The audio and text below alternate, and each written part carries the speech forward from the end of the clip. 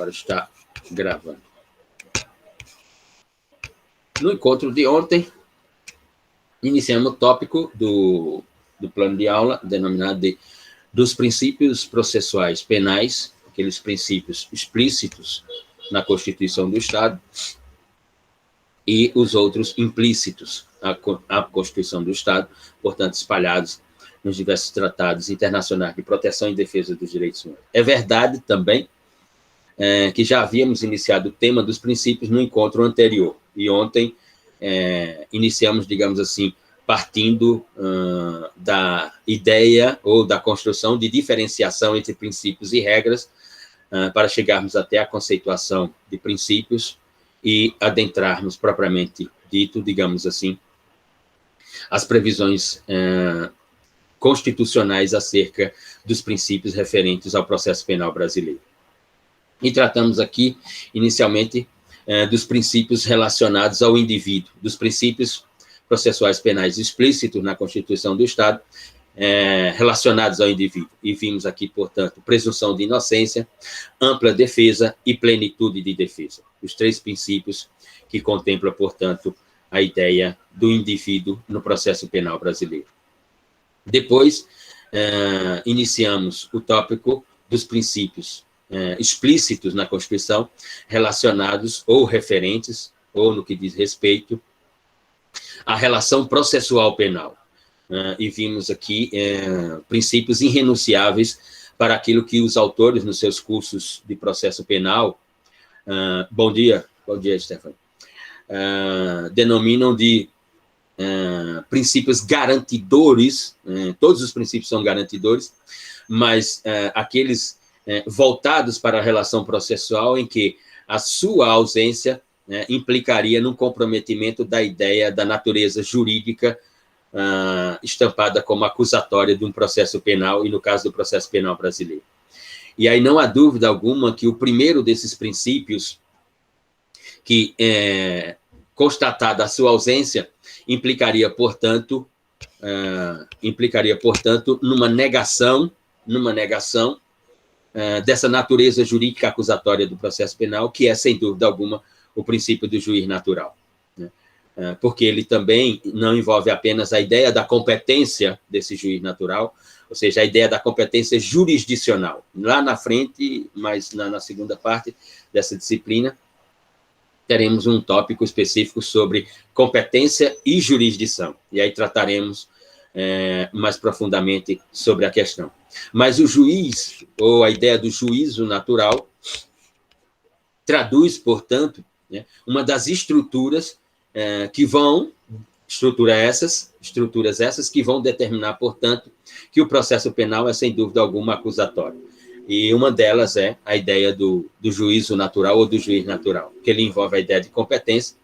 E nós vimos aqui também que, à luz da Lei 12.964, ou, desculpe, da Lei 12.694, temos uma dialética no pensamento jurídico processual penal brasileiro acerca da ofensividade a esse princípio, e que, portanto, em matéria de tipo penal, em matéria de delito, de organização criminosa, nós teríamos, digamos assim, conflituosidades de natureza constitucional, ou teríamos problemáticas jurídicas de natureza constitucional. Tratamos aqui também, no rol dos princípios relacionados ou referentes à relação processual, do princípio da publicidade, dos atos do Estado em publicizar aquilo que mais na frente também veremos como teoria constitucional dos procedimentos jurídicos, e, portanto, cada procedimento jurídico, no caso do Estado juiz, no caso da acusação, no caso da defesa técnica, todos esses atos terem uma publicidade, e aí vimos como se constrói o equilíbrio de interesses nesses atos de publicidade, seja da ideia geral para uma ideia específica, da ideia geral no sentido de uma prestação de serviços, já que cada ato desse é uma prestação de serviço por parte da ideia jurisdicional, por parte do Estado, e, portanto, a sociedade teria interesse ou tem interesse em determinadas matérias, assim como outras matérias, elas devem ter de publicidade no que tem como interesse apenas as partes envolvidas. E chegamos ontem, finalmente, à ideia da vedação da utilização das denominadas provas ilícitas. E vimos aqui algumas partes desse capítulo principiológico no campo do processo penal, que se demonstra tão relevante para a ideia de um processo penal de natureza jurídica acusatória na realidade brasileira, né? E ficamos de reiniciar, portanto, eu tinha que participar ontem também de uma reunião do Consumo, assim como aconteceu, ficamos de reiniciar a partir de um subtópico dentro desse tópico, vedação da utilização de provas ilícitas no processo penal brasileiro, denominado de aceitação da prova ilicitamente produzida, né? Que aí nos manuais de direito processual penal, nos cursos de processo penal, nós vamos encontrar digamos assim, uma rede ou uma moldura explicativa, ou uma rede ou uma moldura na qual se constrói uma série de explicações acerca da utilização de provas que elas podem sofrer a observação de que no procedimento da produção elas se caracterizariam como ilícitas e mesmo assim poderão ser admitidas no processo penal. A sua produção ilícita não deixaria, portanto, a prova ou não a colocaria num estado fundamentalmente imprestável, digamos assim, para uma utilização do processo penal. E a primeira questão é colocada pela doutrina como o fruto que se constrói, ou, numa expressão extremamente publicitária, digamos assim, frutos da árvore envenenada, né, de que uma determinada prova não teria o caráter de contaminar outras provas ou não, né? E aí a dialética na ideia processual penal brasileira, ela se torna bastante intensiva ou, digamos assim, bem acesa nessas discussões, né? Ou seja, a ideia da prova por derivação, ou seja, uma prova que ela é derivada, ela tem toda a roupagem, toda a estética, toda a moldura de lícita, mas ela é derivada de uma produção de prova ilicitamente reconhecida, ou reconhecida ilicitamente, melhor dizendo. E ela poderia ser utilizada. Ou seja, essa escrita ilegal da prova, portanto, seria admitida ou não seria admitida. Isso, conforme o que vimos no tópico anterior, com a ideia de interesses individuais e interesses da sociedade. Não nos esqueçamos, inclusive, né, e que gerou um debate intenso, recente, no direito processual brasileiro, que era a proposta, inclusive, num projeto de lei denominado de as 10 medidas contra a corrupção no Brasil. Havia uma previsão nesse projeto de lei que se tornaria, portanto, uma normatividade e, portanto, uma legalidade nos procedimentos investigativos da produção da prova pela boa-fé, né? E que a doutrina brasileira repudiou imensamente essa ideia. Porque a ideia aqui de ponderar interesses individuais e interesses sociais quanto à aceitação de uma prova que é ilicitamente produzida, né, ela cai para um outro princípio, que é um princípio, sem dúvida alguma, de ordem material, mas que aqui ele é evocado, digamos assim, que é o princípio da proporcionalidade. Só que do outro lado, né, surge a argumentação de que, mesmo no processo penal, o princípio reitor de toda a ideia do sistema penal, que envolve direito penal material, e, portanto, o Código Penal, direito processual penal, e, portanto, a ideia imaterial que envolve o processo penal, e direito da execução criminal, que envolve a Lei 7.210 de 84, portanto, o sistema de execução da pena, todos esses três subsistemas de um grande sistema chamado ciências criminais, digamos assim, está submetido ao princípio reitor de toda a ideia moderna no que envolve o pensamento penal, que é a ideia da legalidade, né? E essa legalidade, do ponto de vista material, ela é uma legalidade estricta, ou seja, ela tem fronteiras, e ela é scripta, ou seja, ela é do direito positivo, né? obviamente, recepcionada pelo pensamento constitucional ou do Estado constitucional de direito, ou da teoria da Constituição, ou do direito constitucional, digamos assim. E por isso, para tentar ilustrar aqui essa ideia de interesses individuais e interesses da sociedade para a utilização da prova, vamos nos socorrer aqui de dois casos que parecem semelhantes, e aqui não nos esqueçamos, no caso do processo penal, mesmo à luz dessa legalidade a qual eu acabo de me referir, mas nós temos aqui a ideia da recepção da interpretação analógica, né? Nós temos aqui a ideia da recepção dos princípios gerais de direito, assim como de outras ferramentas jurídicas que no direito material, por causa daquela legalidade estricta e escrita, elas não são admitidas, mas no processo penal, sim. Você tem casos que, na nossa observação, elas parecem semelhantes, e que foram recentemente, em 2016, 2015, 16 e 17, debatidas em duas matrizes de sistemas penais. Me refiro à do Civil Law na versão alemã, do Tribunal Constitucional Alemão, né, do Bundesverfassungsgericht, como chamam os alemães, né, e no direito da Common Law na versão britânica, e nós temos duas decisões bastante distintas sobre casos em que o interesse individual e o interesse da sociedade, eles parecem bem nítidos, né? E nós temos, portanto, dois pronunciamentos totalmente distintos. O primeiro deles acontecido em Berlim, em que um jovem que a sua rotina é sair de casa e ir para a escola, terminou a aula, volta para casa e tal, filho de um banqueiro da cidade de Berlim. Certo dia, esse jovem vai à escola, ele tem 13, 14 anos de idade. O jovem não retorna a casa, né? E então a mãe se preocupa, liga para o pai no banco e pergunta se o menino está com ele no banco, se ele foi buscar a criança e não avisou e tal, e o pai diz que não, que está trabalhando. A mãe vai até a escola, a notícia que se tem é de que a criança, o jovem, deixou a escola para voltar a casa, mas, enfim, a escola não teria mais responsabilidade, porque o horário de aula teria se encerrado, e ele, como todos os dias, saiu da escola e voltou para casa. A mãe e o pai, então, se preocupam e procuram a polícia diz que tem que esperar um número de horas para, portanto, poder trabalhar com a ideia de desaparecimento da pessoa, uma ideia jurídica, portanto. Espera-se um número de horas, o jovem não aparece.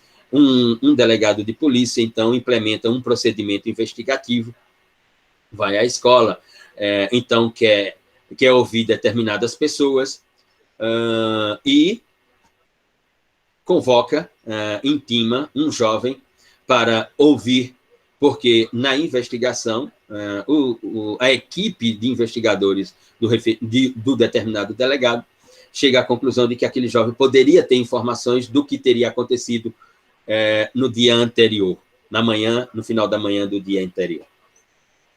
Esse jovem é levado a uma delegacia na cidade de Berlim e, conforme a própria maioridade no direito penal alemão, ele poderia ser ouvido, né? E foi ouvido na presença de seu advogado, mas o delegado faz perguntas que essas perguntas poderiam, portanto, ofender determinados direitos fundamentais. Então, a narrativa a narrativa jurídica que consta do caso concreto é de que o delegado teria iniciado com as seguintes expressões: se o jovem tinha conhecimento sobre o que havia acontecido, e o jovem responde que não, então o delegado incursiona em uma outra direção e diz se o jovem sabe o que era um médico, se ele sabe o que é ser um médico, e o jovem diz claro. E o delegado, então, diz, tem médicos que existem para fazer com que nós deixemos de sentir dor e consigamos continuar com a vida. Mas tem médicos que existem para que possa fazer com que nós venhamos a sentir dor. E que ali naquela delegacia, depois daquela porta ali, tem um médico que a função dele é fazer todos nós sentirmos dor quando precisamos de alguma informação. Com essa argumentação, então, o menino teria revelado que sabia o que tinha acontecido, que o outro jovem teria sido submetido a uma conduta de sequestro para extorsão, ou seja, aquilo que está no artigo 159 da parte especial do nosso direito penal, extorsão mediante sequestro, o tipo penal de extorsão mediante sequestro. O caso chega ao judiciário, em Berlim. O advogado argumenta que a prova produzida, e depois tudo se concretizou, o jovem foi encontrado, havia mesmo sido sequestrado, a finalidade era requerer um resgate, etc., etc.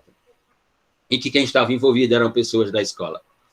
E o advogado, então, argumenta na defesa técnica de que a produção da prova ela teria se dado ilicitamente.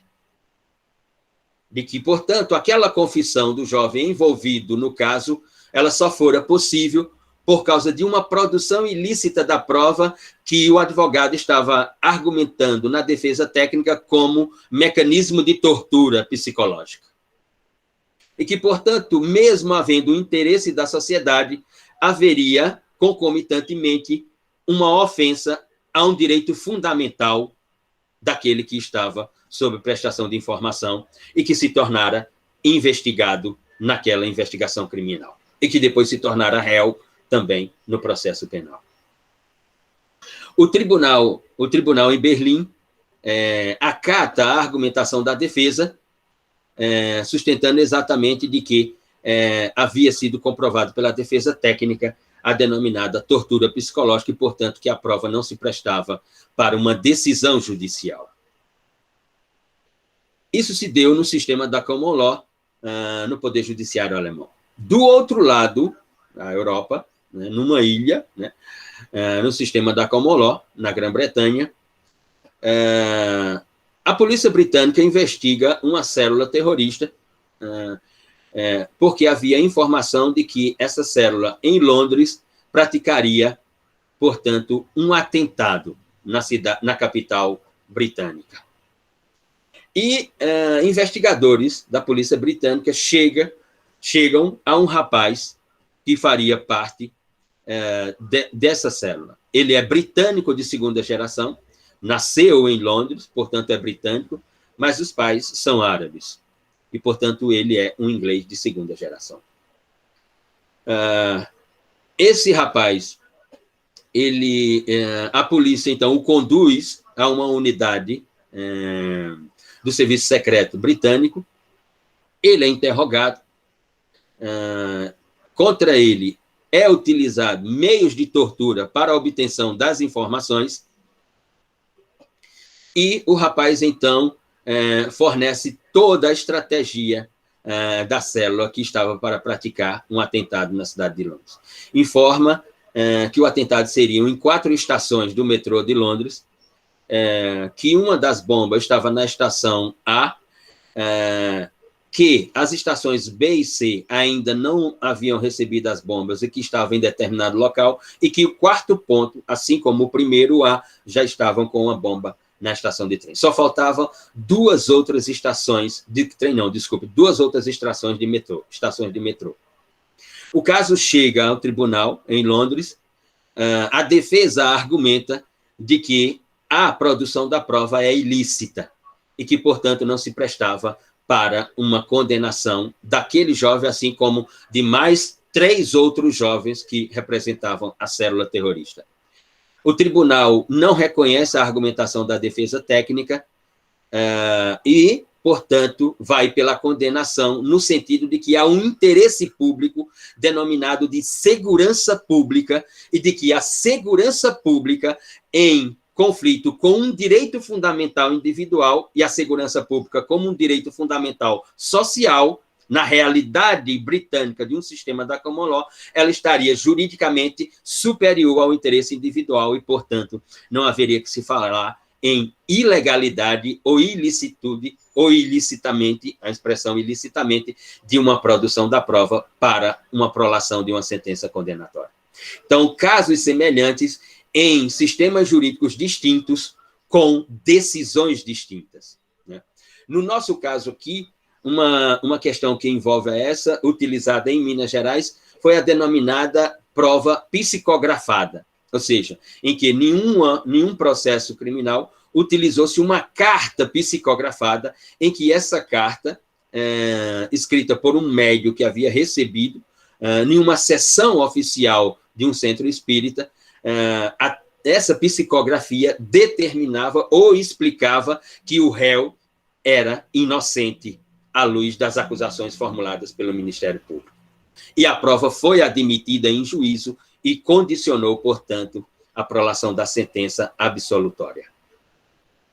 E isso gera uma discussão no direito brasileiro da utilização da prova psicografada no processo penal, né? Há momentos de admissibilidade, há momentos de não admissibilidade. Obviamente que isso corrobora que isso está muito, ou que isso está relacionado ao próprio juízo, ou seja, a livre convicção do juiz à luz das argumentações de acusação e de defesa produzidas no campo do processo. E aqui a gente finaliza esse tópico sobre a vedação da produção de prova, da utilização de prova ilícita no processo penal. Sobre prova, nós voltaremos quando falaremos mais à frente num tópico sobre prova no processo penal brasileiro, as espécies de prova no processo penal brasileiro, digamos assim. Mais à frente, um princípio denominado de economia processual, lá no inciso 78 do artigo 5º da Constituição brasileira, essa ideia de economia processual, que tomou conta do processo penal brasileiro, ou que nos cursos de processo penal nós vamos encontrar como o julgamento em um tempo processual razoável, ou julgamento em tempo razoável, né? E que, portanto, nós teríamos que observar toda a ideia da teoria dos procedimentos jurídicos, da teoria constitucional dos procedimentos jurídicos, à luz dessa ideia de um julgamento que também é conhecido como julgamento em tempo hábil, ou seja, o tempo determinaria, portanto, a razoabilidade desse julgamento. Quanto tempo tem que durar? Um dos inícios de iniciativa, digamos assim, uma das iniciativas normativas nesse campo é, sem dúvida, a Lei 9.099 de 95, com a criação dos juizados especiais, e aqui para nós a ideia do juizado especial criminal. É só darmos uma olhada no artigo 62 da Lei 9.099, que notaremos essa ideia da economia processual. A ideia também da denominada precatória itinerante do artigo 355, parágrafo 1º do Código de Processo Penal é outra, mas tem um capítulo que ele é um capítulo central que envolve a economia processual, que é o capítulo das denominadas nulidades ou dos atos decisórios ou dos atos instrutórios do processo, que está lá no artigo 567 do Código de Processo Penal. E aqui o capítulo das nulidades no processo penal, inaugurado lá no 567 do Código de Processo Penal, quando vocês tiverem outras disciplinas de processo penal, o professor vai tratar especificamente das nulidades, né? Ela é um ponto capital em toda a teoria do processo penal. Porque eu não posso ter atos decisórios posteriores, eu não posso ou ter atos instrutórios do processo quando eu tenho uma nulidade processual que ela seja observável, ou principalmente quando ela seja gritante. Eu não posso ter demais atos, eu tenho que, sem dúvida alguma, o ato subsequente que seja relacionado ao julgamento da arguição de nulidade no processo penal, né? Ou também os momentos de cabimento da suspensão processual penal, ou da suspensão do processo penal, lá do artigo 93 do Código de Processo Penal.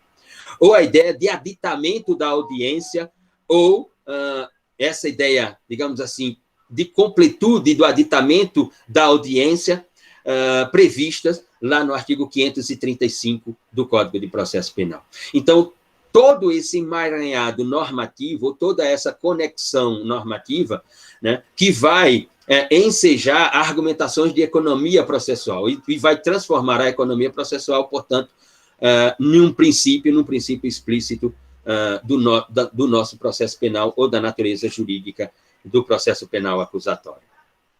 Mais à frente, e um dos capítulos mais importantes, não apenas no campo dos princípios, mas no campo da teoria dos procedimentos do processo penal, um capítulo que é extremamente relevante e que é referente, portanto, ao tribunal do júri. Afinal de contas, para os processualistas, para os penalistas, o tribunal do júri é a acepção maior da ideia democrática do direito na sua forma imaterial, já que o julgamento com relação a uma decisão condenatória ou absolutória, se dá por uma ideia democrática representada no conselho de sentença, que, portanto, quem prolata a decisão de absolvição ou condenação é um conselho de sentença formado por 7 pessoas, cidadãos e cidadãs, pessoas comuns da teoria da sociedade. E aquilo seria a acepção máxima da ideia de um Estado constitucional de direito, e não apenas de um Estado democrático de direito. É verdade que tem outros autores que vão argumentar nos seus livros que não é bem assim, né? Maurício Ribeiro Lopes, por exemplo, é um deles, um dos críticos em relação ao tribunal do júri. Mas a maior parte do pensamento jurídico brasileiro corrobora a ideia de uma instituição ou a instituição democrática do direito no Brasil. E o artigo 5º, inciso 38, a linha B da Constituição, vai tratar, portanto, sobre esse princípio referente ao tribunal do júri, já que a linha A vai tratar da plenitude de defesa no mesmo artigo 5º, inciso 38. E no que se refere a isso, a primeira característica é a ideia de sigilo das votações construída pelo Conselho de Sentença, pelo corpo de jurados. E que não é apenas uma questão constitucional, porque está no próprio artigo 5º, inciso 38, na linha B, mas também na norma infraconstitucional de recepção constitucional, que é o Código de Processo Penal, o Decreto 3689, de 1941, lá no seu artigo 483, parágrafo 1º e 2º, parágrafos 1º e 2º do 483 do CPP. Portanto, o Conselho de Sentença, na sua votação, tem não apenas uma soberania, mas um sigilo, né? Verdade, antes, inclusive, se contava, para além do sigilo, se contava se tinha sido 4-3, 5-2, 6-1, 7-0, enfim. Hoje já se fala sobre condenação ou absolvição e não contagem dos votos, mas a ideia do sigilo, ela é uma ideia constitucional, norma constitucional, e por isso uma dessas características, ou características como essa, faz, portanto, do tribunal do júri a instituição, ou faria do tribunal do júri a instituição mais democrática do direito brasileiro. O que envolve a consulta ao processo por esse Conselho de Sentença e, portanto, a prolação da sua decisão, o que envolve também perguntas realizadas pelo magistrado ao Conselho de Sentença e depois as respostas, a ideia presencial do Conselho de Sentença, enfim, e em seguida a ideia de soberania dos vereditos do Tribunal do Júri, que está na linha C do artigo 5º, inciso 38 da Constituição. A soberania dos vereditos do Tribunal do Júri, ela se caracteriza como um ponto sem possibilidade de alteração. Repito, a soberania dos vereditos do Conselho de Sentença do Tribunal do Júri é um ponto não é sem probabilidade, é sem possibilidade de alteração quanto ao mérito da decisão, que é uma decisão leiga, não é uma decisão técnica. O que tem sido discutido é, sim, quando de um veredito do Conselho de Sentença ou do Tribunal do Júri, e que, portanto, aparece ou surge, então, a ideia do duplo grau de jurisdição, né? A ideia do duplo grau de jurisdição. Então, pergunta Pedro aqui, então não caberia recurso? Caberia recurso. Mas aí caberia recurso sobre quais circunstâncias? E aí se discute, se a condenação for a partir de 15 anos, não caberia recurso. Se a condenação for abaixo de 15 anos, então caberia o recurso de apelação para um tribunal e, portanto, um colegiado com 3 desembargadores analisariam a prolação ou o veredito, a soberania do veredito do Conselho de Sentença. Por isso que está em discussão, e o Supremo Tribunal Federal tem que decidir, mas já tem votos, salvo engano, o voto do ministro Barroso, posso estar enganado, mas salvo engano é o voto do ministro Barroso, favorável à manutenção da inalteração da decisão do veredito do Tribunal do Júri, mas ainda com a execução da pena privativa de liberdade. E aqui nós vamos ter um conflito de princípios. E não é apenas um conflito simples de princípio, porque nós não estamos falando, né, de um princípio explícito na Constituição e de um outro princípio implícito à Constituição, e que todos nós poderíamos aqui levantar a argumentação de hierarquia de princípios, por exemplo, e de que um princípio explícito ele teria, do ponto de vista hierárquico, uma fortaleza normativa constitucional maior do que aquele que é implícito. Eu estou me referindo aqui, né, à ideia de soberania dos vereditos do Conselho de Sentença do Tribunal do Júri, né, que é a linha C do artigo 5º, inciso 38, com a previsão do inciso 57 do artigo 5º da Constituição sobre a execução da pena, quando da prolação de uma sentença penal condenatória. Porque no rito do Tribunal do Júri, vocês terão uma disciplina, terão tópicos dentro de uma disciplina de direito penal, processual penal, mais à frente, só sobre o Tribunal do Júri, um capítulo específico, né?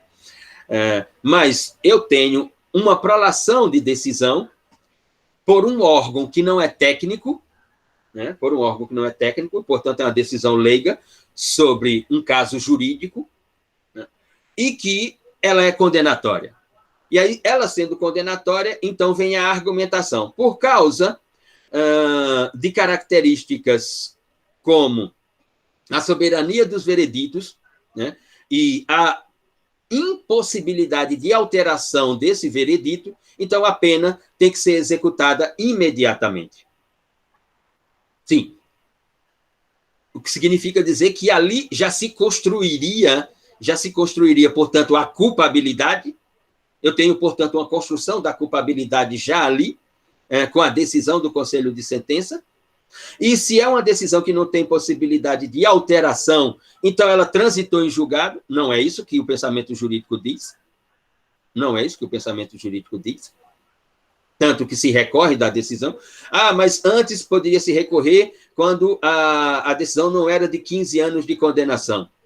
Agora não se pode mais recorrer. No Congresso tem projetos de lei para estabelecer um quanto de condenação pelo Conselho de Sentença para se disciplinar a questão se recorre ou não se recorre, se o recurso de apelação é admitido ou não é admitido, enfim, como é que fica? Na nossa posição, e como diz Maurício Antônio Ribeiro Lopes, aqui, nessa conflituosidade principiológica, é que tem que se decidir se o princípio, se a previsão principiológica da linha C do inciso 38 do artigo 5º, ela prevalecer sobre o inciso 57 do artigo 5º sobre a execução da pena só com trânsito em julgado, né, nós teríamos que ir para uma ideia de princípio da especialidade para construir a diferenciação entre as realidades jurídicas postas e estaríamos dando um tratamento de relevância superior e inferior às previsões. Por isso que falei inicialmente que tenho lá minhas dúvidas de qual é essa democraticidade do Tribunal do Júri, né? Mesmo, né, sendo por um órgão leigo que, portanto, daria essa democraticidade, de que seria aquilo que está no artigo 1º, parágrafo único da Constituição, sobre o poder emanando do povo, e que, em determinados momentos, ele o exerce diretamente. Ora, que poder é esse? Porque quais são as competências do Tribunal do Júri? Quais são as competências de julgamento do Tribunal do Júri? Quais as matérias que o Tribunal do Júri julga? Ele só julga uma matéria, que são aquelas condutas tentadas ou consumadas contra a vida. Fora isso, ele não tem competência para tratar. Então, por aqui, parte do pensamento jurídico vai dizer exatamente numa questão de especialidade é que, portanto, o veredito se torna impossível de alteração e, portanto, a pena tem que ser executada imediatamente a prolação da sentença em caso de ser condenatória. Não me convenço dessa argumentação, não nos convencemos dessa argumentação, mas parte da doutrina brasileira, parte do pensamento jurídico brasileiro se convence perfeitamente e, portanto, admite. Enfim, é uma questão que tem que ser discutida.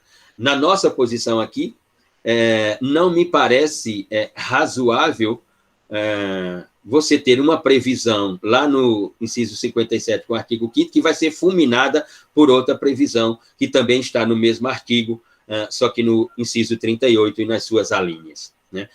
Mas reconhecemos, sem dúvida, que se trata de uma especialidade. Mas essa especialidade pode levar alguém ao cárcere com uma única decisão, em um sistema que é um sistema de instâncias e de entrâncias judiciais, enfim, nesse sentido. E a linha D, exatamente tratando sobre o que eu acabei de me referir, sobre a ideia dos crimes tentados ou consumados, crimes dolosos contra a vida. Ou seja, o tribunal do júri ele tem uma competência minimizada, né? Ou seja, só trata de uma tipologia, de uma tipologia não, de tipologia com uma única natureza, ou seja, crimes contra a vida, no capítulo dos crimes contra a vida, no título dos crimes contra a pessoa, ou seja, ali do artigo 121 ao artigo 128, ou seja, nós estamos falando de homicídio, nós estamos falando de infanticídio, nós estamos falando de induzimento, auxílio, instigação ao suicídio, nós estamos falando das formas criminalizadoras da conduta de aborto. É sobre essas tipologias que nós estamos falando. Alguns autores na doutrina brasileira perguntam por que não alargar a competência do tribunal do júri? Né? Por exemplo, por que não colocarmos para o tribunal do júri os crimes contra a improbidade administrativa? Né? Já que crimes contra a improbidade administrativa também está dentro de uma ideia de especialidade, qual seja, só determinados sujeitos praticam crimes de improbidade administrativa. Né?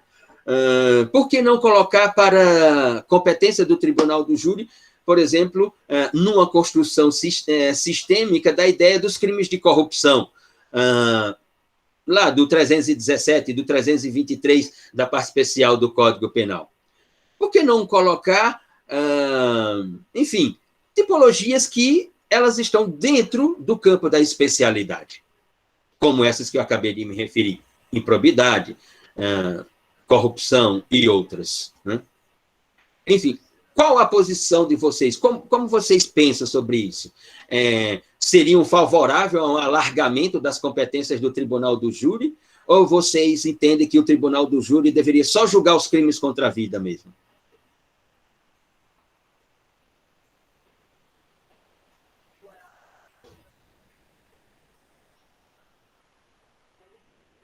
Alguém aqui já foi jurado? Já foi ao tribunal do júri? Já participou como jurado?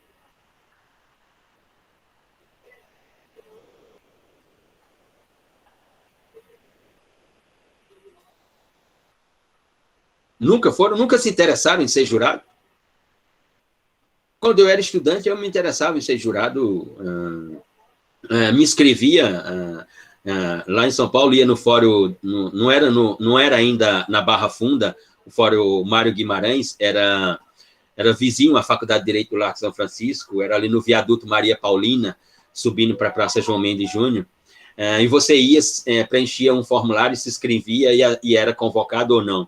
Mas nunca fui convocado. Mas um amigo de turma foi convocado várias vezes, pelo menos que eu me lembro 2 vezes. Hoje é advogado em São Paulo, se chama Adalto Couvre Mendonça. Ele sempre ia ao tribunal do júri. Aliás, ele se inscrevia exatamente para ser convocado, para não ir às aulas que ele dizia e tal, porque não, enfim. E Adalto tinha algum problema psíquico, que eu dizia, por que tu vai? É a segunda vez que tu vai ao tribunal, fosse convocado, é a segunda vez que eu fui convocado, vou lá de novo e vou condenar. Eu disse, como? Não, eu vou, Luciano, eu gosto de assistir aqueles embates e eu já vou dizendo assim, vou botar para fuder no réu, vou condenar. E tu não analisa a acusação e a defesa para saber onde é que está a rácio, a razão, a produção da prova. Ele disse, que porra de analisar tudo isso? Eu quero é condenar, rapaz. Mas tu tem problemas psíquicos, Adalto. Tu tem que procurar um psiquiatra, porra, e não ir para o conselho de sentença do tribunal do júri. Vai te lascar. Mas ele ia, e dizia, eu também ganho porque não venho à aula e nem vou trabalhar. Né? Não vou trabalhar, porque a gente estudava à noite, o horário das aulas era das 18h40 às 22h.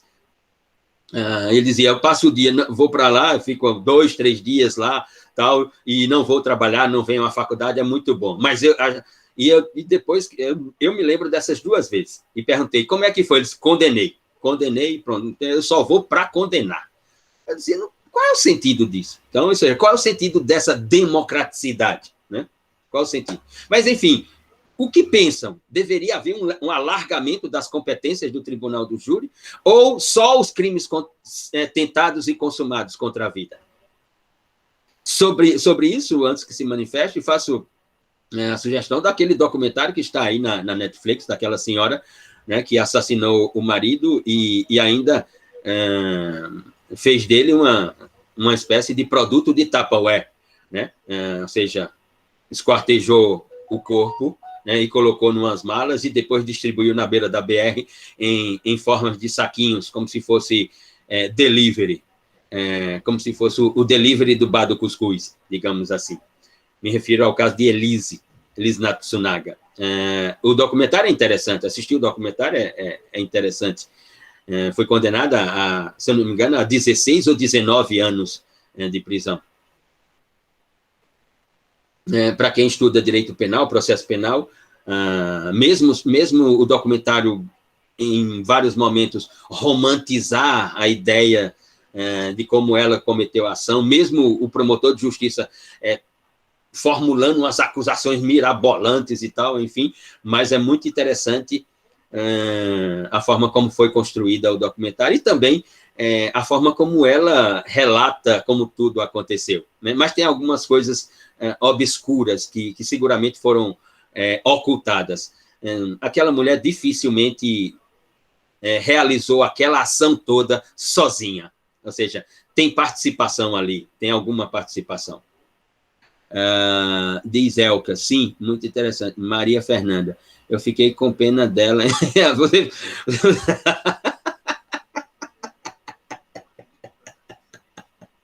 Ficou com pena dela? Foi, Maria Fernanda? Eu penso que o rapaz lá, eu acho que ele não ficou com muita pena dela, não. Mas, enfim, Jéssica, fria e calculista. Eu penso que o marido dela não ficou com muita pena dela, não. Enfim, mas não estou aqui emitindo juízo de valor, não estou aqui fazendo julgamento. Né?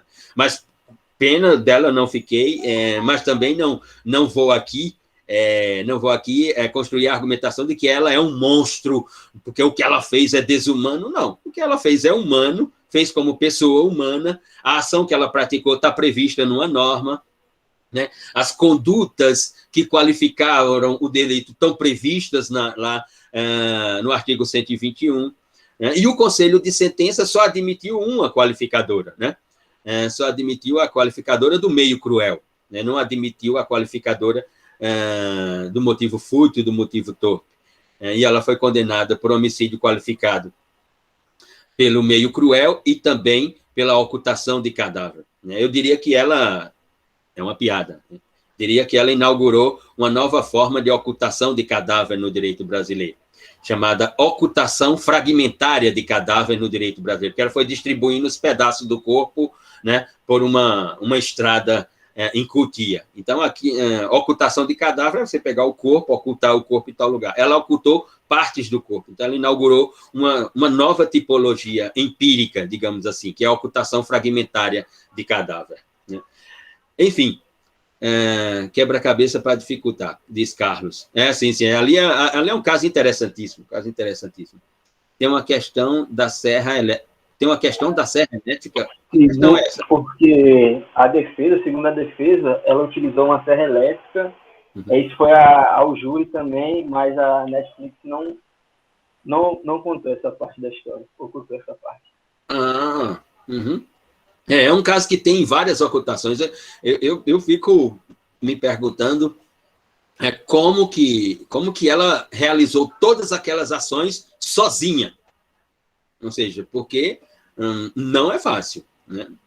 Não é fácil você desmembrar um corpo, né? Esquartejar um corpo, colocar dentro de malas, depois tirar partes de dentro da mala, colocar em sacos para distribuir numa estrada e tal. Isso individualmente. Né? Mas, enfim,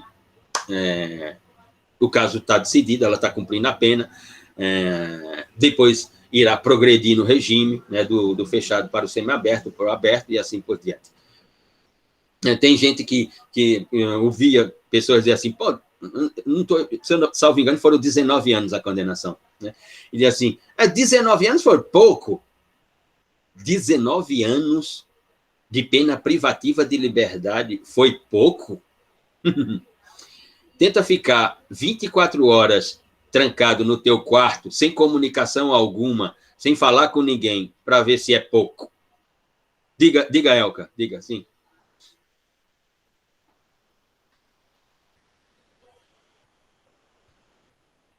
Estão me ouvindo? Perfeitamente.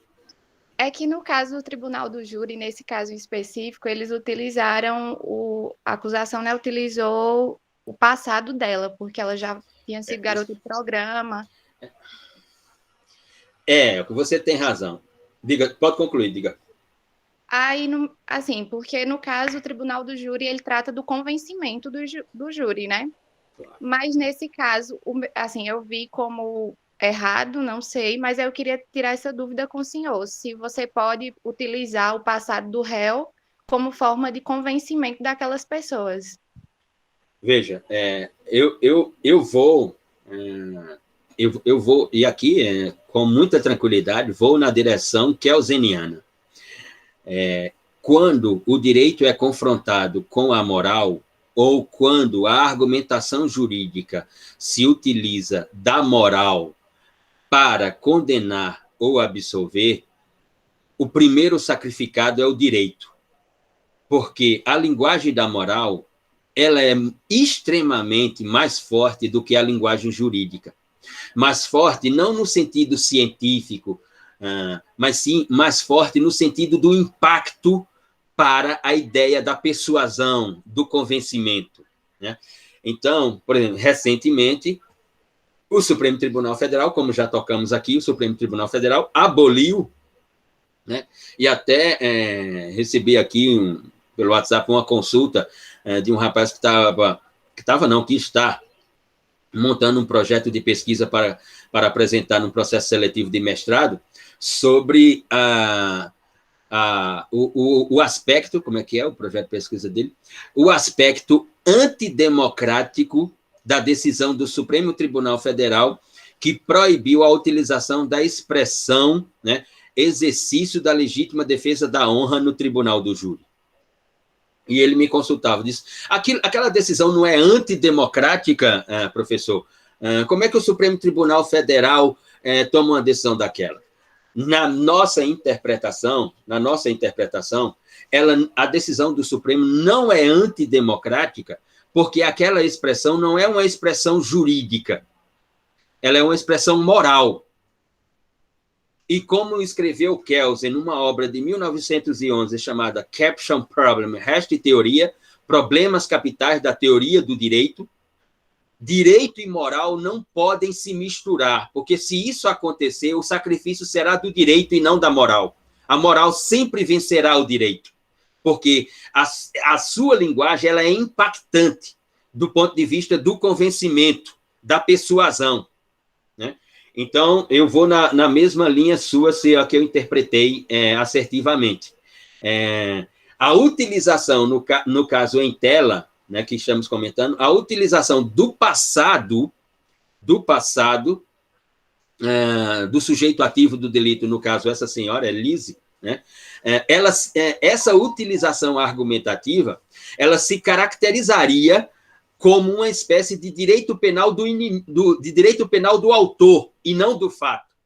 Porque o que está sendo julgado ali não é a pessoa dela, quem está sendo julgado ali é a ação praticada por ela. Por isso que eu disse que ela não é um monstro, como alguns disseram. Essa mulher é um monstro, essa mulher é desumana. Não, se ela fosse desumana, ela não estaria sendo julgada no tribunal, porque julgamento no tribunal só de humanos, e não de não humanos, né? O direito penal, inicialmente, ele é um direito penal da pessoa física, da pessoa humana, como dizia Franz von Liszt, no seu sistema causal naturalista alemão, primeiro sistema de direito penal do mundo ocidental.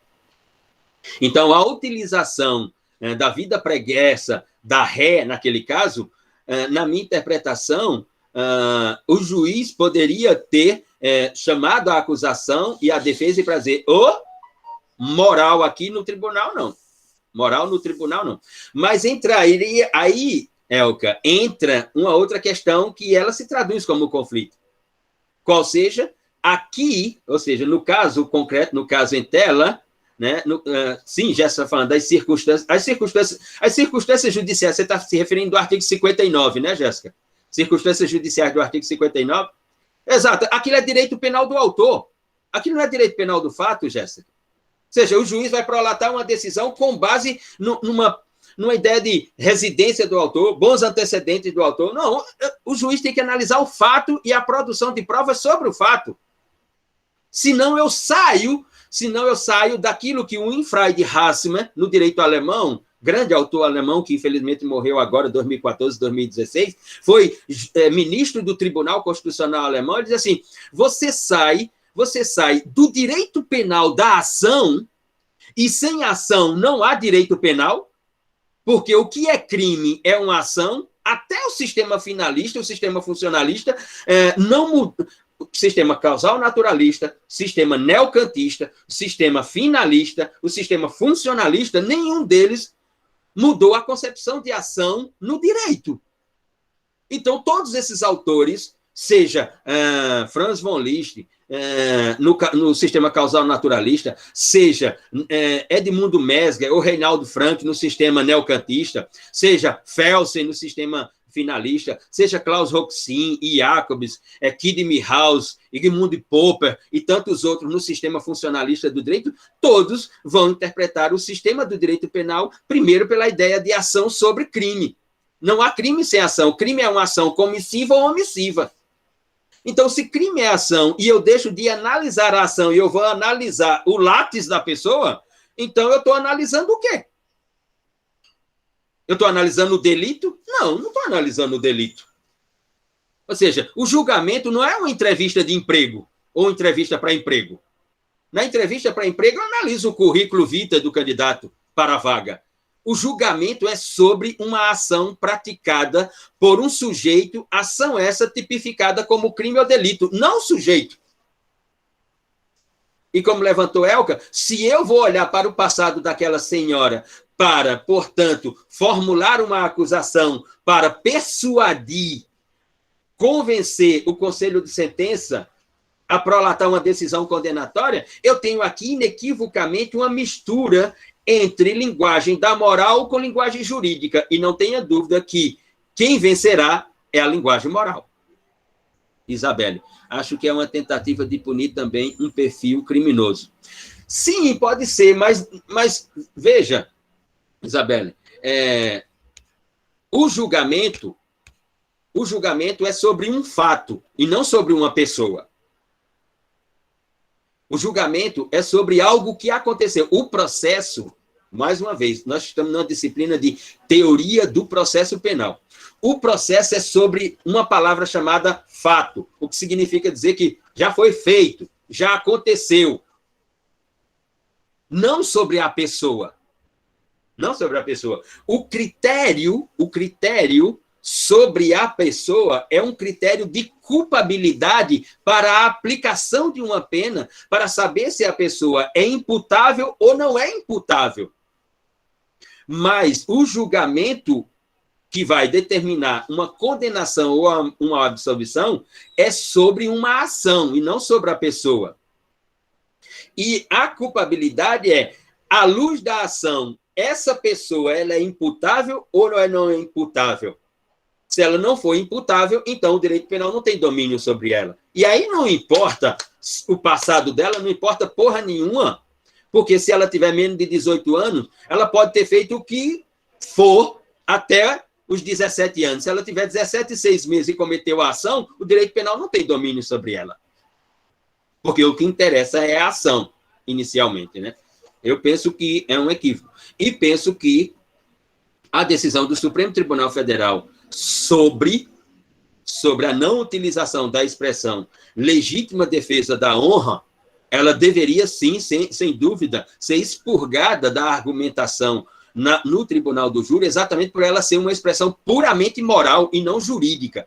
E moral e direito, na nossa interpretação, corroborando a tese de Kelsen, não se misturam, porque se misturarem, o sacrifício será do processo civilizatório, da evolução do processo civilizatório. Eu não vejo, não se tem conhecimento, né, no Tribunal do Júri, na memória do Tribunal do Júri, né, de julgamentos de legítima defesa da honra da mulher. Não conheço. Pode haver, mas eu estou dizendo que não conheço. Né? Jesse Andrade Araújo. Mas a vida pregressa não é trazida à baila também por ex vi legis? Sim, não, eu não estou dizendo que não é. Estou dizendo exatamente que é. Só estou dizendo que quando isso acontece, há um sacrifício. Né? E o sacrifício é do direito. Né? Porque se o direito realmente é uma ciência jurídica, o que interessa são os fatos jurídicos, não fatos sociológicos da vida do sujeito ativo do delito. Né? Não são fatos sociológicos. Ora, o que ela era? Ela foi uma garota de programa. Sim, ela foi uma garota de programa e ele casou com ela. Ele teve um filho com ela, uma filha com ela. E isso é irrelevante? O relevante é ela ter sido... Ou seja, o relevante para um crime de homicídio qualificado, vamos dizer, é um crime qualificado. É um crime qualificado. O relevante para ela, o relevante para o direito em um crime de homicídio qualificado é a vida pregressa do sujeito ativo do delito? Ou é a ação praticada pelo sujeito? Nesse sentido que eu me refiro. Mas não deixo de reconhecer, Jéssica. Claro que sim. Claro que sim. Sem dúvida. Mas aí, naquela ordem do discurso lógico, sistemático e persuasivo, se eu deixo essa moldura do discurso jurídico ser contaminada, né, por argumentos morais, por argumentos teológicos, não tenha dúvida que a linguagem do direito ela é sacrificada imediatamente.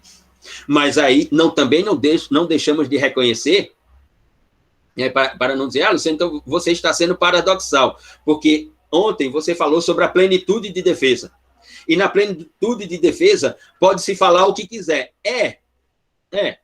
Porque os termos técnicos da argumentação se dão na ampla defesa e não na plenitude de defesa. Na plenitude de defesa. Alguém pode dizer assim, a decisão do Supremo Tribunal Federal, ela pode se caracterizar autoritária. Eu diria, para quem nunca leu, eu faço a sugestão, né? Eu diria que aquela decisão do Supremo Tribunal Federal, ela está dentro de um texto construído por Walter Benjamin nos anos 20 na Alemanha, chamado Por uma Crítica da Violência, em que ele vai explicar o direito como uma ideia de violência mítica. O direito também é uma forma de violência. Só que só o Estado pode utilizar essa forma de violência, chamada direito. Quando o Estado utiliza, por exemplo, a polícia, você acha que a autuação policial não é uma forma de violência? E ela não se dá quando cumpridos os requisitos constitucionais dentro da legalidade, e mesmo assim ela não é uma violência? Mesmo assim ela é uma violência. A prisão é uma violência, mas é uma violência legal. A proibição do Supremo Tribunal Federal para essa prolação ou argumentação dessa frase no Tribunal do Júri é uma forma de violência contra a linguagem? Mas é uma violência legal, porque a decisão constitucional não existe sobre ela uma argumentação de inconstitucionalidade da decisão judicial. Então, a decisão judicial ela é sempre constitucional, mesmo quando ela contraria a Constituição, o tribunal diz que ela é constitucional. E todos dizem que essa decisão é uma decisão hermenêutica. Então, nesse embate, aqui a ideia de plenitude de defesa não ficaria ofendida. Porque, mesmo interpretando que essa decisão é uma decisão violenta do Supremo Tribunal Federal, é uma decisão em forma de violência, só o Estado pode utilizar a violência na sua forma legal. E aí, dizer assim, Luciano, então você reconhece que a decisão do STF é uma forma de violência legal no campo do tribunal do júri? Posso reconhecer. Posso reconhecer. Se você formula um discurso, eu diria que você pode me convencer com esse discurso de que ela é uma forma de violência legal. E que, portanto, mesmo sendo uma violência legal, não feriria ou não ofenderia o princípio da plenitude de defesa no tribunal do júri. Pedro Henrique, teu passado te condena, infelizmente. Esse é um brocardo popular, né, de que o teu passado te condena e tal. É um estigmatismo complicado esse, porque você veta o futuro para as pessoas, né? Quando você diz, ou então, o brocardo bíblico, né? Me dizes com quem andas, te direi quem és. Não sei se é bem assim em direito, né? Não sei se no direito é exatamente assim, porque nós podemos estar construindo uma estigmatização, uma etiquetização, ou seja, estabelecer uma etiqueta sobre uma pessoa e vetar o futuro para essa pessoa. Essa pessoa só vai ter passado, porque nem presente terá, porque sobre ela cairá uma condenação. Então, ela viverá sempre no passado, não conseguirá nem desfrutar do presente e nem tampouco do futuro, quando se tornar presente. Então, penso que é, enfim, um bocado complicado. Mas, enfim, como se diz Maria Fernanda, é o que acontece muitas vezes com... Exato, com ex-presidiário. Eu conheço... vou falar aqui de um caso aqui de Campina Grande, que é um dos casos que mais me deixaram no campo da reflexão, né? Quando fui diretor da editora da Universidade Estadual da Paraíba por 5 anos, chegou uma comunicação, na época, pelo então professor... diretor do CCJ, o EPB, o professor Hamilton França, personagem maravilhoso, pessoa humana maravilhosa, professor Hamilton França. Ele me procurou, quando estava na direção da editora do EPB, lá em Bodocongó. Ele disse, Luciano, eu tenho um projeto social no presídio feminino do Serrotão, aqui no complexo jurídico, ou no complexo penitenciário Raimundo das Fora. Eu disse, certo, professor. E tem um caso lá que eu gostaria que você analisasse. É o caso de uma menina que cometeu um delito, só que essa menina ela tem umas qualificações, Luciano, que a gente poderia pensar em um projeto. Eu disse, quais são essas qualificações? Nós estávamos falando de uma menina de 24 anos. E quais são as qualificações, professor? Assim, ela tem o domínio da língua inglesa. Eu disse, tá. E eu sei que a conversa se desenvolveu e tivemos a ideia, portanto, de criarmos um projeto na editora da Universidade Estadual da Paraíba, para que essa menina, com essa sua qualificação do domínio da língua inglesa, que ela trabalhava numa empresa aqui na cidade de Campina Grande, que ela pudesse fazer a tradução de obras que estivessem sob domínio público, e a editora da UEPB publicaria uma coleção dessas obras em domínio público, da literatura inglesa ou da literatura universal, mas que estavam publicadas em língua inglesa, que pudesse traduzir, não teria o recolhimento de direitos autorais por causa do domínio público, e que, através da reitoria da universidade, ela receberia uma bolsa, né, uma bolsa da universidade, e teria aí, portanto, 2 benefícios interessantes. Para cada trabalho realizado de tradução, a remissão da pena dessa senhorita, e, por outro lado, uma bolsa que receberia recursos financeiros, né? E essa menina, o caso dela é extremamente interessante, porque ela era uma profissional de uma grande empresa aqui, ela foi uma profissional de uma grande empresa aqui em Campina Grande, ela tem o domínio da língua inglesa, trabalhava num posto importante nessa empresa, só que ela se envolve com um rapaz, né? Se envolve com um rapaz que depois, na relação, ela descobre que o rapaz era traficante, mas um rapaz que não aparentava de maneira alguma nas suas condutas, na sua estética, em tudo que era traficante.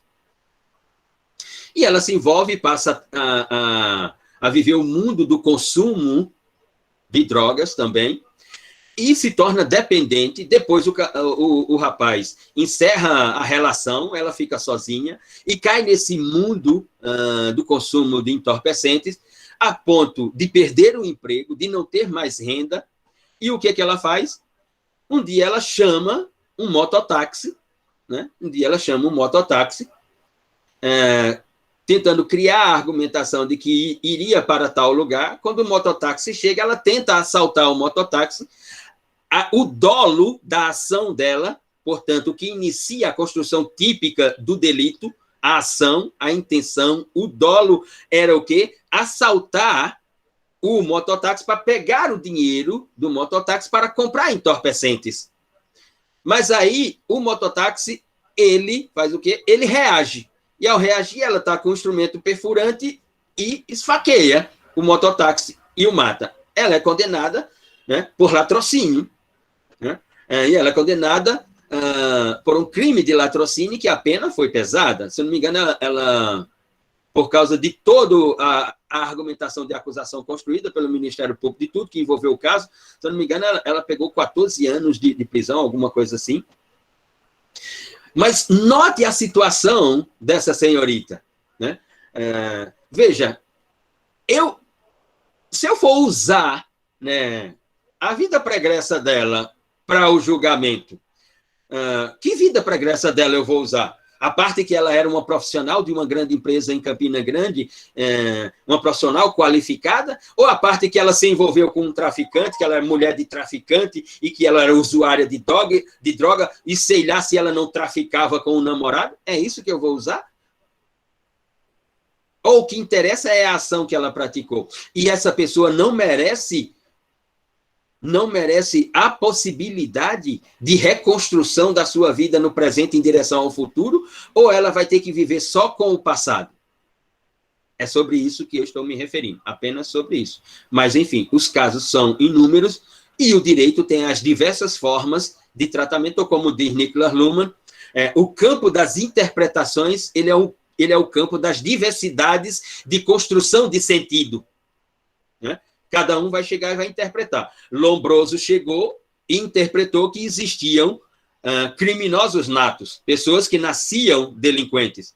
Lo homo delinquente, il delinquente nato. Alessandro Barata chegou e interpretou de que aquele que praticou a ação não poderia sofrer o ius puniendi porque o Estado não lhe proporcionou educação, não lhe proporcionou moradia, não lhe proporcionou uma formação escolástica técnica para ele ter um emprego e ser um profissional, não lhe proporcionou saúde, transporte público, e, portanto, o Estado não tem o direito de exercer contra ele o ius puniendi. Sobre a mesma fenomenologia chamada crime, eu tenho duas observações distintas, duas realidades, duas interpretações que constroem sentidos distintos. Isso é o direito.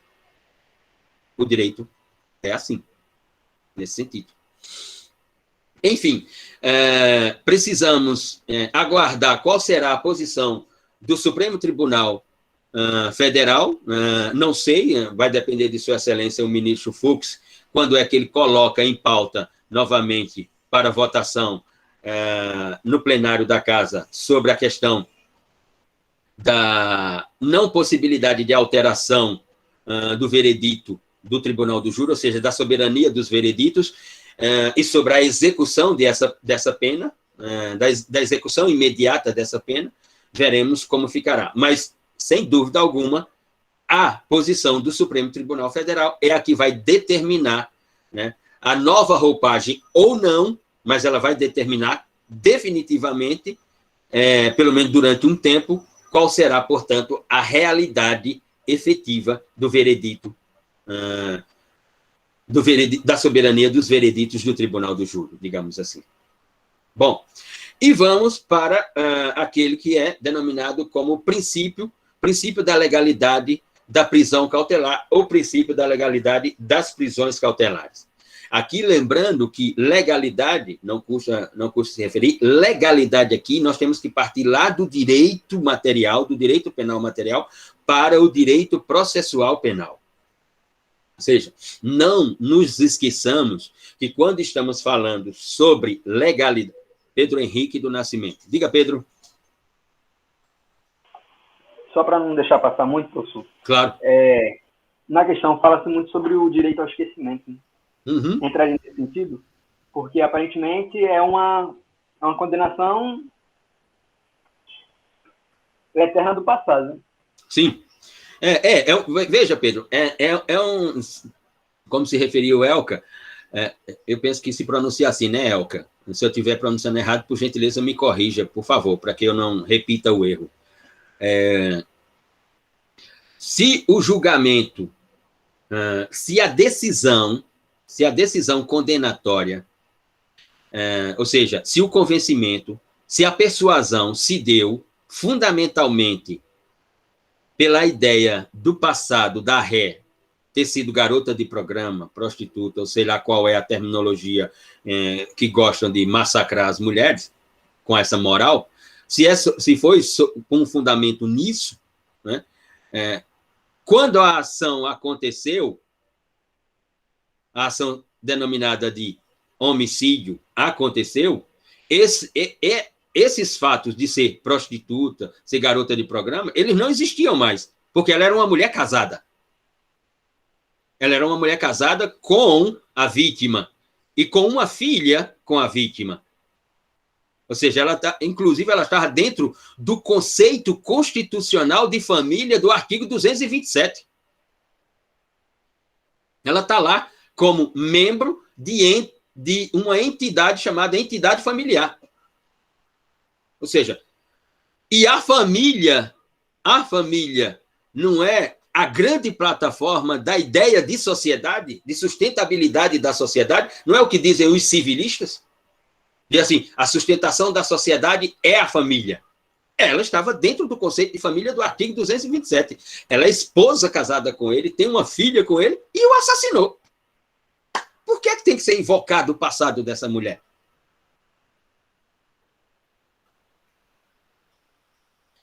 Mais uma vez, para quem não assistiu, é verdade que naquele caso era uma tipologia, estava previsto na norma, o que é mais absurdo ainda, é extremamente mais absurdo do direito da common law britânica, né?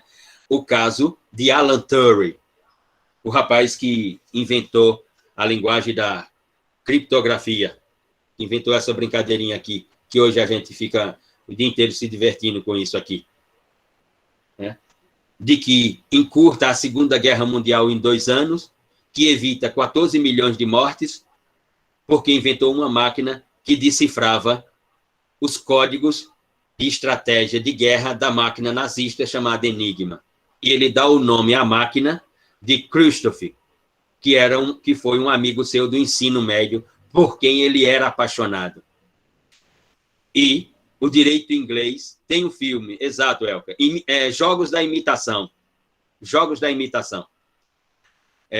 E que ele foi condenado porque existia um tipo penal chamado de imoralidade sexual, que era a tipologia penal de 2 pessoas do mesmo sexo ter uma relação dessa natureza sexual. E, portanto, aquilo era crime na Inglaterra. Ou seja, um ser humano que deu um contributo extraordinário à evolução do processo civilizatório foi condenado por uma prática sexual ou ao cárcere ou à castração química. E como ele não queria ficar sem a sua liberdade, ele optou pela castração química. O juiz dá 2 opções a ele. O juiz diz assim: você está condenado. Agora, você escolhe, ou eu mando você para um cárcere, ou então você se submete à castração química. Pense num juiz. Massa esse juiz. Muito massa. Muito massa. E ele opta pela castração química. E durante 1 ano ele não aguenta os medicamentos que tem que tomar. E ele comete suicídio. Uma pessoa, veja, uma pessoa humana que evitou 14 milhões de mortes de outros humanos, segundo os teóricos da Segunda Guerra, encurtou a guerra em 2 anos, qual foi o prêmio que o direito lhe deu? A castração. Por quê? Porque ele tinha uma orientação sexual não homogênea. Porque ele tinha uma orientação sexual, porque ele tinha desejos sexuais diferentes do que a maioria tem em sociedade. Só por isso. Sim, e por que essa vida preguiça dele agora não foi levada em conta? Por que o passado dele de ter evitado 14 milhões de mortes não foi levado em conta? Por que o passado dele de ter encurtado a guerra em 2 anos não foi levado em conta? Por quê? Veja o que Kelsen escreveu em 1911. Se você deixa a norma ser penetrada por moral ou religião, acabou a ciência do direito. Acabou a ciência do direito. Por quê? A linguagem da religião, a linguagem da moral, é muito mais forte do que a linguagem jurídica em termos de convencimento e persuasão. Na Inglaterra, entre 1845 e 1945, os 100 anos, veja, 100 anos que durou essa norma tipológica, mais de 110 pessoas foram condenadas por esse crime e a castração química. Jéssica, o senhor se filia à segunda interpretação de que o Estado não possui, ou não deveria possuir, o jus puniendi? Sem dúvida alguma.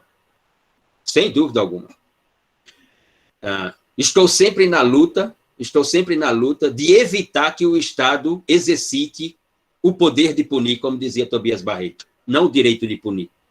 Porque o direito da modernidade não é um direito da punição, é um direito da liberdade. A sociedade moderna é inaugurada pela palavra liberté. Então, como dizia Tobias Barreto na Escola do Recife, não existe um direito de punir, existe um poder de punir.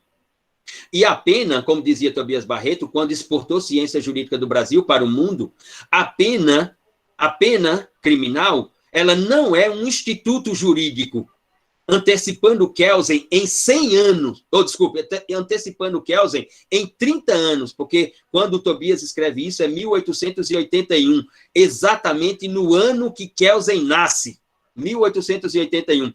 E Kelsen só vai escrever sobre isso em 1911, 30 anos depois. Quando o Tobias diz, a pena não é um instituto jurídico, ela é um instituto político. E, em muitos momentos, político-moral ou político-teológico. Político-religioso. Então, se a pena é um instituto político-moral ou político-religioso e não jurídico-científico, como é que eu posso dizer que existem fundamentos jurídicos da pena? Como é que eu posso dizer que existem fundamentos ou finalidades jurídicas da pena, se ela não é um instituto jurídico? Ora, Kelsen vai escrever isso em 1911. Tobias Barreto tinha escrito isso em 1881. 30 anos antes de Kelsen. 30 anos antes de Kelsen. Então, eu vou na linha de Tobias Barreto, vou na linha de Kelsen, vou na linha de Zaffaroni e de Rafael de Jorge. A luta civilizatória não é apenas para limitar o exercício do poder de punir do Estado, do ius puniendi. É para evitar que o Estado utilize. E mais ainda, quando o Estado utiliza com conteúdos puramente morais ou religiosos. E que você olha, se há uma coisa que nós temos assistido, e isso é reiterado, quem estuda jurisprudência sabe do que é que eu estou falando, está difícil ler as sentenças. E aqui eu não estou me referindo a decisões, acordos, portanto, dos tribunais superiores. Está difícil ler as sentenças monocráticas. Está difícil você identificar o direito nas sentenças monocráticas. Você começa a ler a sentença, o que ela tem de narrativa sociológica, o que ela tem de narrativa teológica, o que ela tem de narrativa moral, o que ela tem de narrativa política, e você fica dizendo, sim, e o direito está aonde aqui? A construção jurídica da fundamentação está aonde aqui? Você não consegue identificar.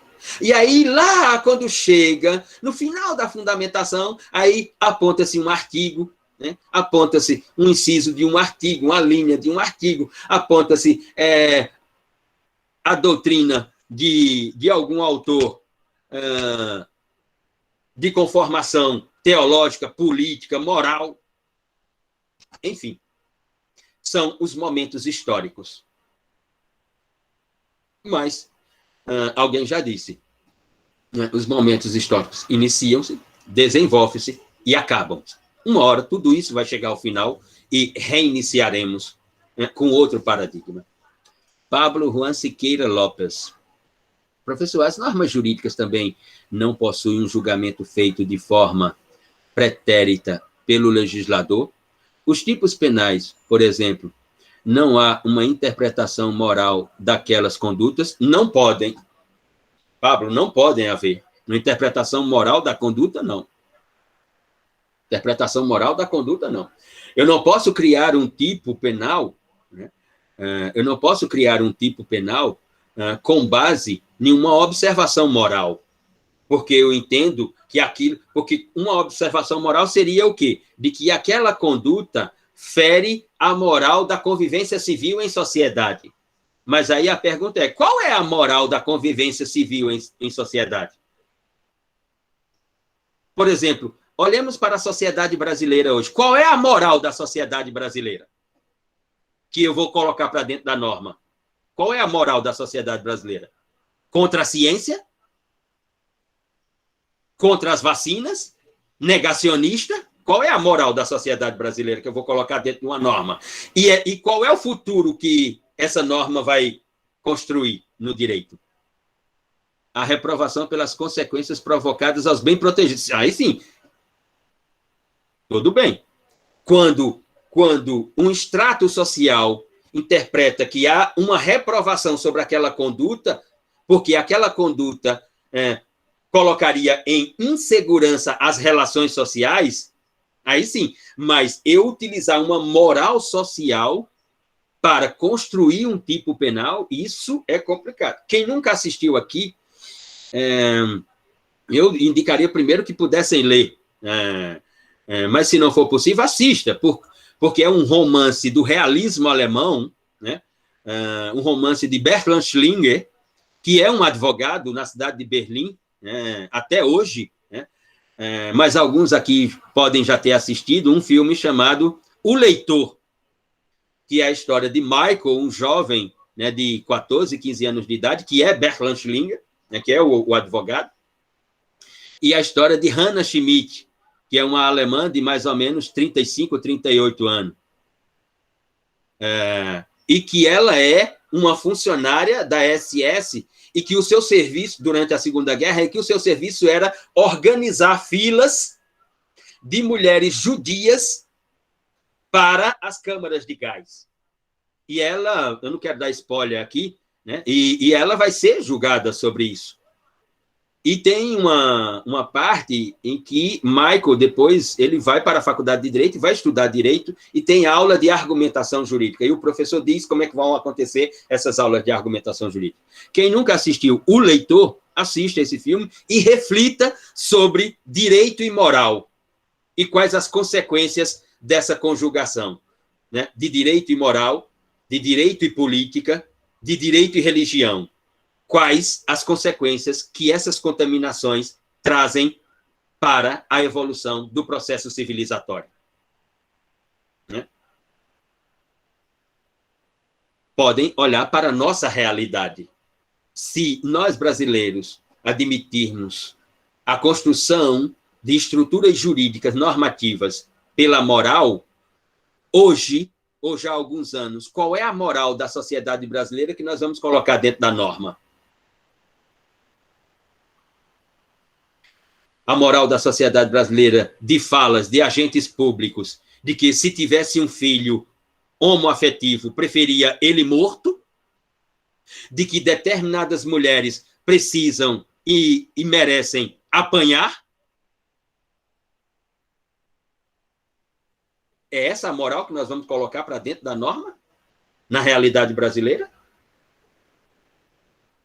Ou, então, não se esqueçam, recentemente em São Paulo, numa audiência sobre violência doméstica, um juiz, um magistrado, interromper a argumentação da defesa técnica, da advogada, da vítima em violência doméstica, quando a advogada procura exercer o direito constitucional da ampla defesa na audiência de instrução, e o juiz a interrompe para dizer assim: doutora, se apanhou, ninguém apanha sem ter feito nada, não. Se apanhou é porque fez alguma coisa. É essa moral que nós vamos colocar dentro de uma estrutura normativa do direito brasileiro? É essa moral que nós vamos colocar dentro das normas no Brasil? Que futuro nós vamos estar construindo para esse país? Qual será o direito do Brasil? O direito no Brasil, então, daqui 10 anos com normas assim?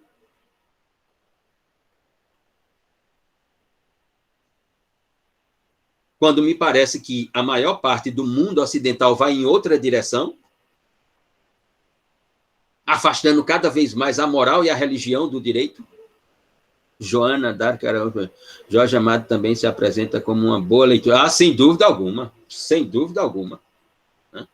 Sem dúvida alguma. Sobre certas questões da literatura de Jorge Amado, como Capitães de Areia, por exemplo, na problemática infantil nesse país, na problemática da criminalidade, da denominada, que é outro absurdo, chamado de criminalidade juvenil.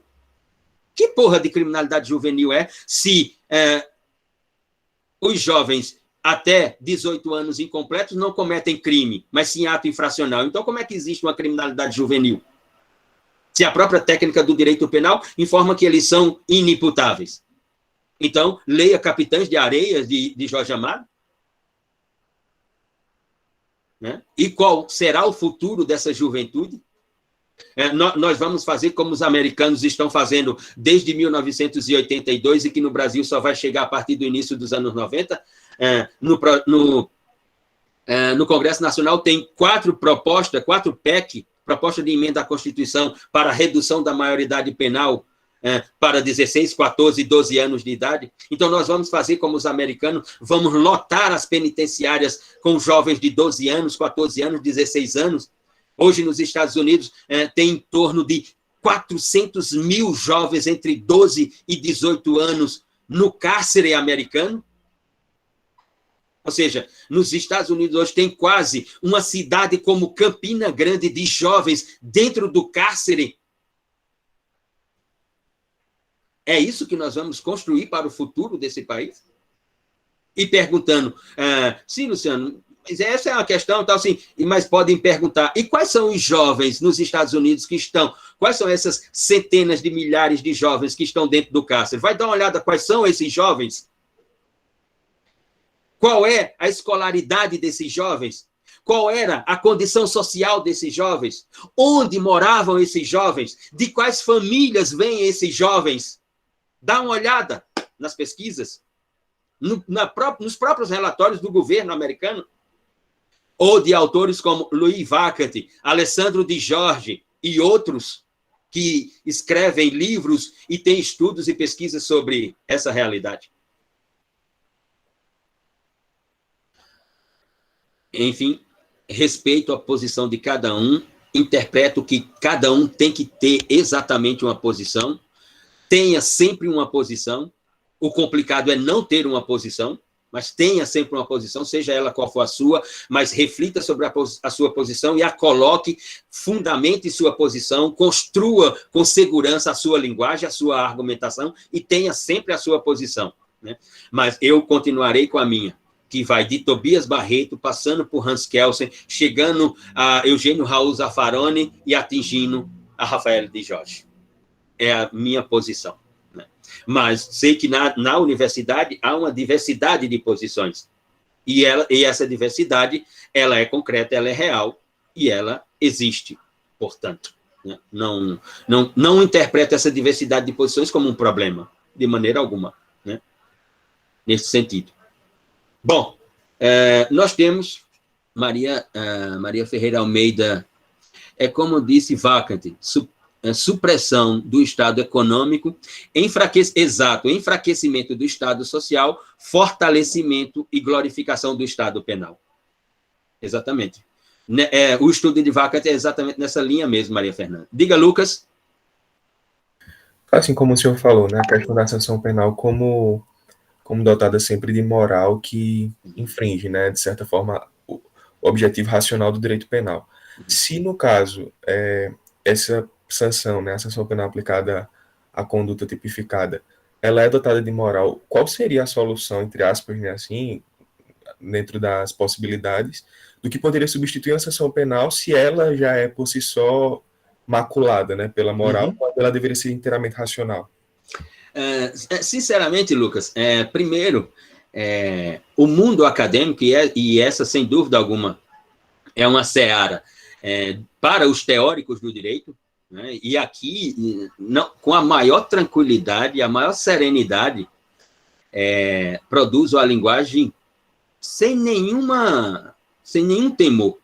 Aqui é o fracasso cognitivo dos teóricos do direito penal, do processo penal e da execução penal. Ou seja, é o nosso fracasso cognitivo.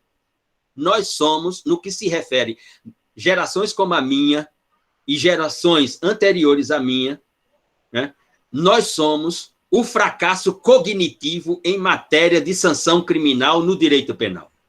Porque faz tempo nós já deveríamos ter encontrado uma solução para a substituição da pena privativa de liberdade no direito penal. Porque ela não resolveu a questão em nenhum lugar do mundo. Em nenhum lugar do mundo. Então, vamos partir primeiro da ideia de uma argumentação de honestidade intelectual. Pessoas como eu, que se dispõem a estudar direito penal, criminologia, processo penal, execução penal, são pessoas cognitivamente, no que se refere ao instituto da pena, fracassadas. São pessoas fracassadas.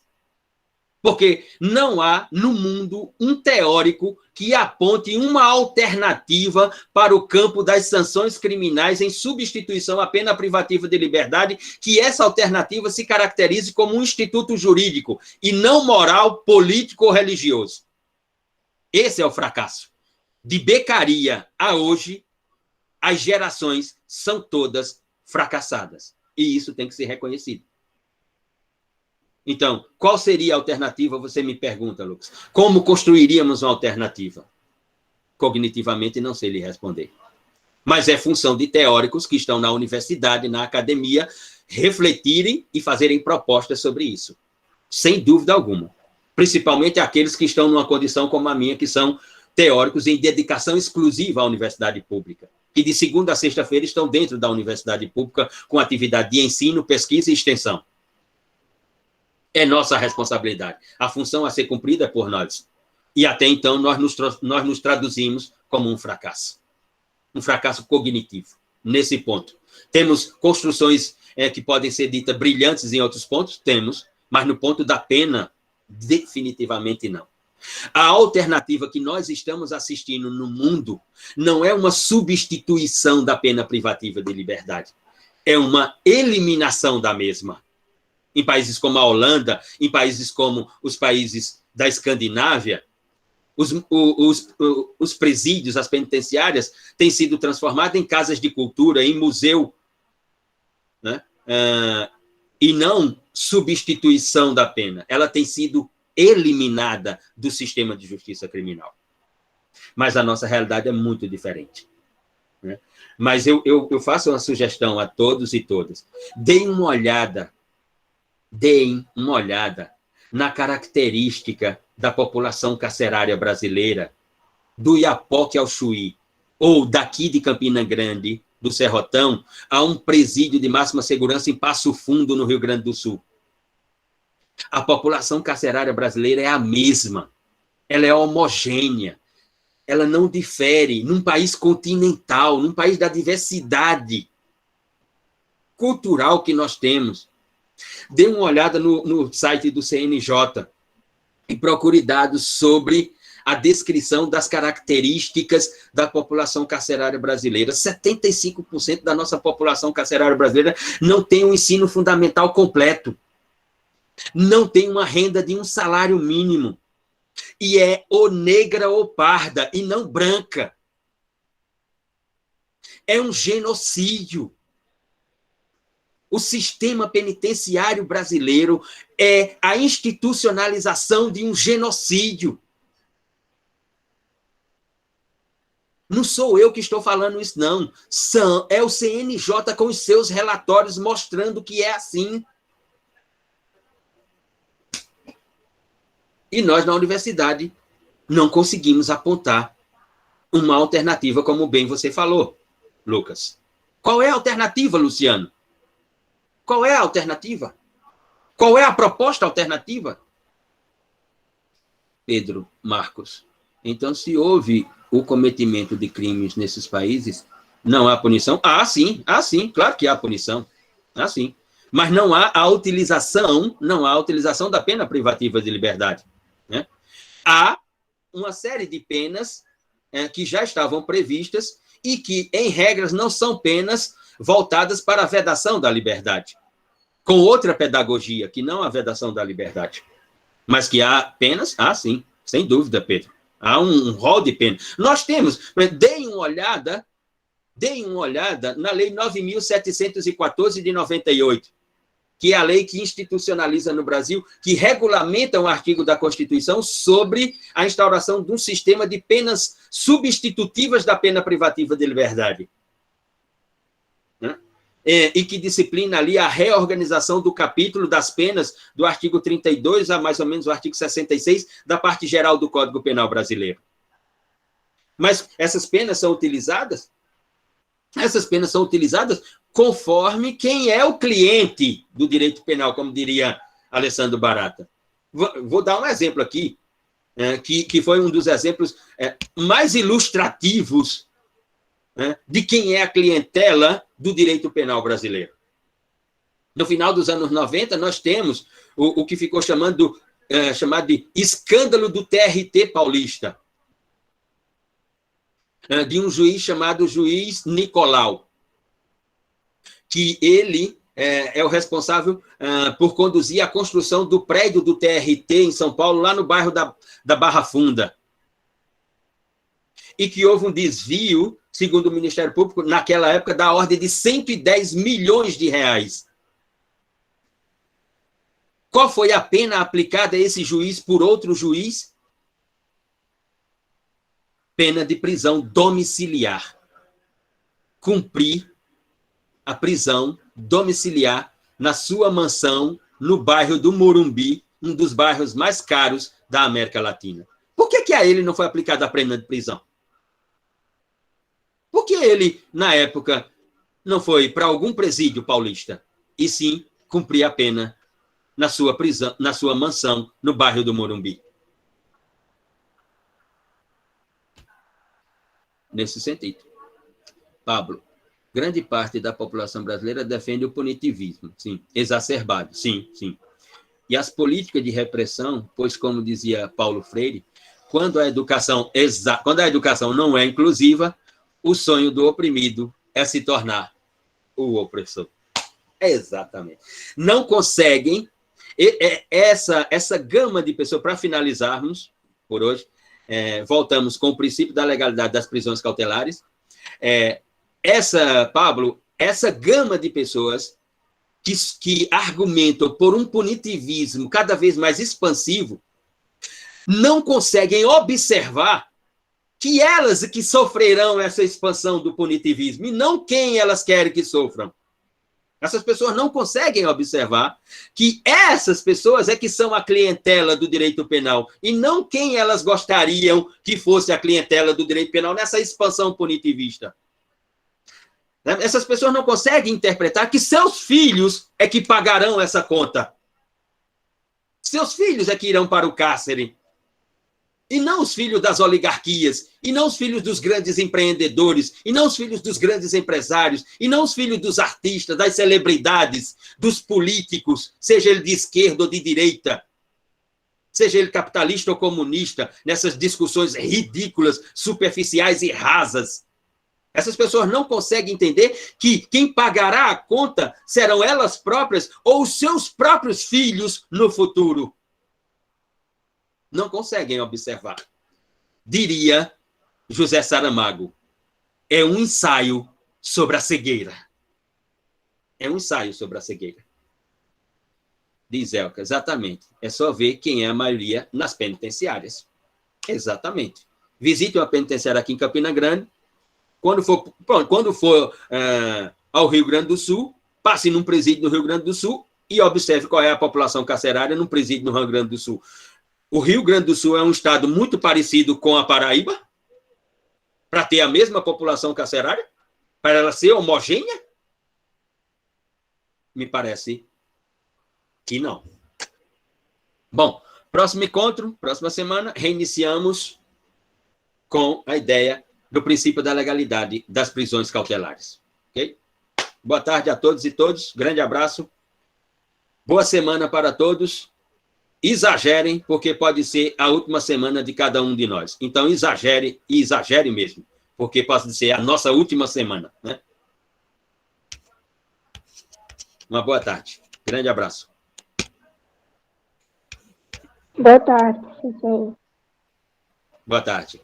Deixa eu interromper a gravação aqui. Pronto, interromper gravação. Interrompi.